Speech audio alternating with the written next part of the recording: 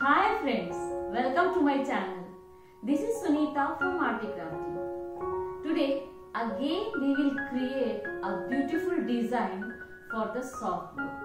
So let's get started.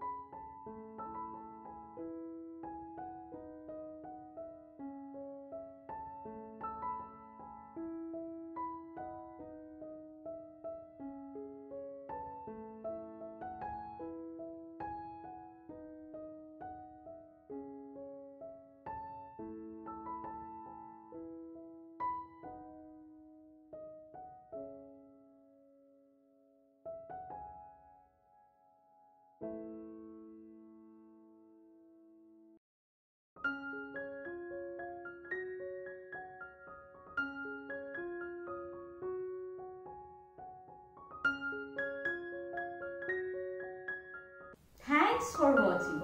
Hope you like my video.